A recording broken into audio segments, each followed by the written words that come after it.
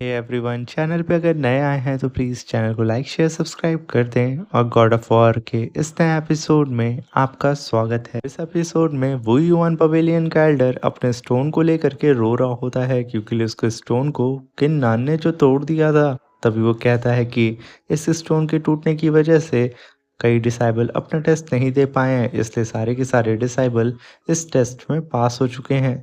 और तभी वो फिर से अपने स्टोन को देख के फिर से उसे याद करने लगता है। और तभी वो पलटता है और किन्नान से कहता है कि किन्नान, सच में तुम इज्जत के काबिल हो क्योंकि तुम फ्यूचर में बहुत ज़्यादा पावरफुल होने वाले हो। मगर तभी किन्नान भी उन्हें थैंक यू बोलता है कि उसने पहली बार यहाँ किसी डिसाइबल की तारीफ की थी। तभी वो एल्डर सारे के सारे डिसाइबल को फर्स्ट स्टेज में पास कर देता है और उन सबको हाई ग्रेड की वू वोंग दान पिल दे देता है और उन सबसे कहता है कि तुम सब के सब फर्स्ट फ्लोर पे पास हो चुके हो और किन्नान इस फर्स्ट फ्लोर का विनर है। ये सुन कर के वो मोटू किन्नान को देख के कहता है कि मैं तुम्हें देख लूंगा नेक्स्ट कंपटीशन में, मैं तुम्हें मेरी प्लेस छीनने नहीं दूंगा। तभी वो ठरकी बुड्ढा कहता है कि अब तुम लोग का टाइम आ गया है नेक्स्ट प्लेटफॉर्म में जाने का। ये कह कर के वो उन लोग को बाय बोल के चला जाता है। तभी ज़मीन वहाँ पे शेक करना शुरू कर देती है और उन लोग को कुछ समझ में नहीं आ रहा होता है कि उन लोग के साथ यहाँ पे क्या हो रहा है।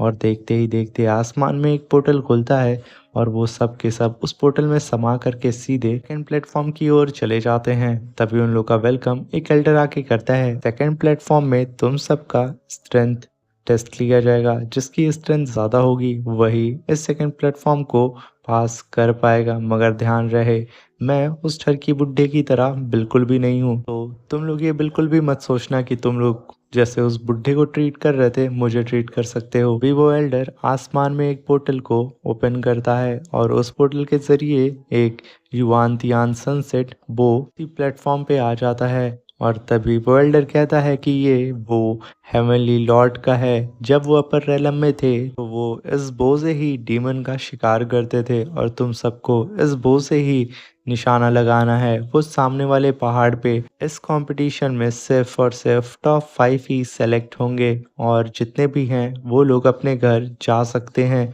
ये कह करके वो उन सारे डिसेबल की ओर देखने लगता है। इधर किन्नान काफ़ी प्यार भरी नज़रों से उस बो को देख रहा होता है जैसे कि वो बो उसी का हो। और तभी वो एल्डर कहता है कि को कोई क्वेश्चन करना है तो तुम लोग मुझसे क्वेश्चन कर सकते हो। तभी एक डिसेबल कहता है कि मास्टर, अरे वो पहाड़ी कहाँ है। तभी एल्डर कहता है कि वो जो सामने तुम्हें सूरज जैसा दिख रहा है ना, उस पहाड़ी पे तुम लोगों को इस बो से निशाना लगाना है। और तभी हम देखते हैं कि बाहर सब कोई एक मिरर पे अंदर क्या हो रहा है वो सारी सिचुएशन को देख रहे होते हैं।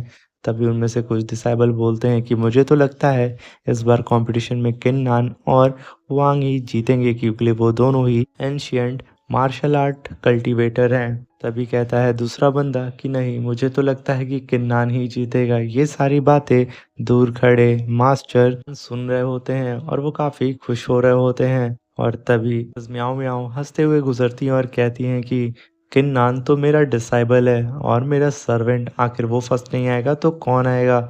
तभी वो एक हाई ग्रेड की वू वांग दान पिल को बहुत ही मज़े से खा रही होती हैं जैसे कि वो कोई डिवाइन पिल ना हो, उनके लिए स्नैक हो। ये सारी चीज़ देख करके वो कल्टीवेटर एकदम हैरान हो जाते हैं और वो कहते हैं इस लड़की को तो देखो, ये लड़की कितने मज़े से वू युआन दान पिल को आराम से खा रही है जैसे कि वो इसके लिए कोई स्नैक हो।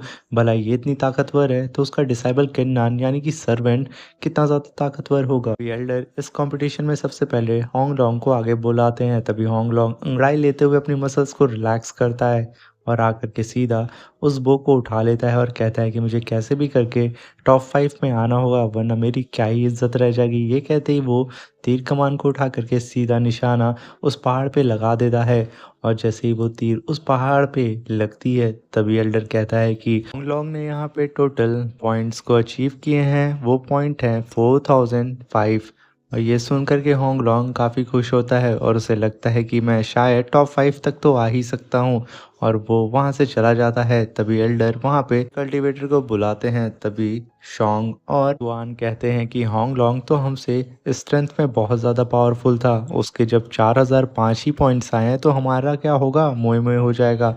और तभी वहाँ पे चेन जूनर आती है और वो अपने बो को उठाती है और तीर जैसे ही उसमें लगा करके उस तीर कमान को खींचती है, उसका तीर जस्ट उसके पैर के सामने ही जाकर के गिर जाता है, जैसे कि उसकी पावर यहाँ पे ब्लॉक हो चुकी है। ये चीज़ किन्नान सेंस कर लेता है कि ज़रूर चेन जूनर के साथ कुछ ना कुछ गड़बड़ है, और तभी लोग उसका मजाक उड़ाने लगते हैं और उसके सेक्ट का भी। तभी उसकी बहन आगे बढ़ती है और काफ़ी टशन में अपनी बहन को साइड करती है और कहती है कि तुमने तो हमारे सेक्ट का नाम ही बर्बाद कर दिया है। और इधर जूनर को कुछ समझ में नहीं आ रहा होता है कि उसकी पावर को सडनली क्या हो गया है, और उसकी बड़ी बहन का ये बिहेवियर देख कर के नान काफ़ी ज़्यादा गुस्सा करता है। मगर उसकी बड़ी बहन ज़रा सा भी उसे तो फ़र्क ही नहीं पड़ता है। वो अपनी बहन को ढकेल करके उस बुक पे पैर रख करके उसे खूब तेज़ी से खींचती है और तीर कमान को इतनी तेज़ी से चलाती है जिसे देख कर के सब एकदम हैरान हो जाते हैं। और वो तीर जैसे ही पहाड़ में जा कर के लगता है, पहाड़ में काफ़ी ज़्यादा हलचल होने लगती है और टोटल पॉइंट वो अचीव करती है 4008। और ये सुन कर के होंग लॉन्ग बेचारा उदास हो जाता है, क्या मैं एक लड़की से हार गया। तभी एल्डर वहाँ पे मोटू यानी कि हुआंग को बुलाता है। हुआंग भी काफ़ी नशे में आगे बढ़ता है, अपनी हेवन और अर्थ पावर को समन करता है और साथ में वो अपनी मार्शल आर्ट स्पिरिट को भी समन करके उस बो को उठाता है और उसके अंदर तीर डालता है और कहता है कि मैं इस बार किन्नान को हरा करके रहूँगा और फर्स्ट पोजीशन को कैसे भी करके अचीव करके रहूँगा। ये कह कर के वो उस तीर को वहाँ पे छोड़ देता है और वो तीर काफ़ी तेज़ी से उस पहाड़ में जा कर के धँस जाती है, जिसकी वजह से पूरा पहाड़ वहाँ हिल जाता है।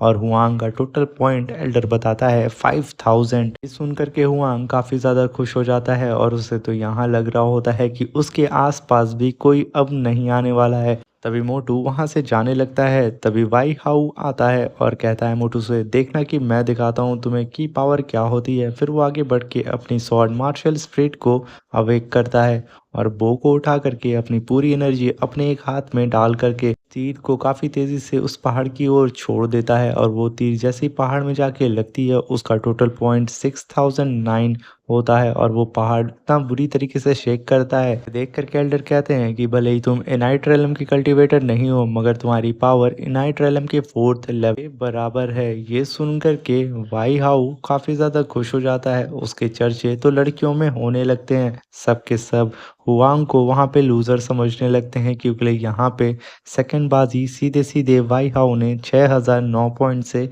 मान ली थी। और तभी वो वहाँ से जाने लगता है और उसके सामने से किन्नान आने लगता है, जिसे देख कर के भाई हुआऊ कहता है कि किन्नान, मैं जानता हूँ कि तुम भी हुआंग की तरह और मेरी तरह एशियन मार्शल आर्ट्स को कल्टीवेट करते हो, और मैं आशा करता हूँ कि तुम हम लोगों का नाम खराब नहीं करोगे, और मुझे तो लगता है कि तुम मेरे आसपास भी नज़र नहीं आने वाले हो। तभी किन्नान रुक जाता है और कहता है कि तुमने उस बो को चलाने के लिए अपनी मार्शल आर्ट स्पिरिट का यूज़ किया था, मगर मुझे ज़रा ध्यान से देखना कि उस एशियन जुआनतियान सनसेट बो को कैसे चलाते हैं, और मैं अपनी मार्शल आर्ट स्पिरिट का भी यूज़ नहीं करूँगा। ये कह कर के किन्नान काफ़ी टेंशन में उस बो के पास जा कर के खड़ा हो जाता है, बो को उठाता है और कहता है कि रियल स्ट्रेंथ ये होती है कि कोई भी कल्टीवेटर अपनी मार्शल आर्ट स्पिरिट को यूज़ ना करे। और ये कहते ही वो काफ़ी ज़्यादा पावर लगा कर के उस बो को खींचता है और तीर को बहुत ही तेज़ी से वहाँ पे लॉन्च कर देता है, जिसे देख कर के सारी लड़कियाँ एकदम किन्नान की फ़ैन हो जाती हैं, क्योंकि जब से ही किन्नान ने उस तीर को छोड़ा था, पूरा का पूरा प्लेटफ़ॉर्म वहाँ पे शेक करने लगता है, उसका ऑरा प्रेशर इतना ज़्यादा होता है। मगर यहाँ पे हमें किन्नान के पॉइंट्स के बारे में नहीं बताया जाता है। यहीं पे हमारा ये शानदार सा एपिसोड ख़त्म हो जाता है। अब मिलते हैं इसके नेक्स्ट एपिसोड में। Thank you for watching.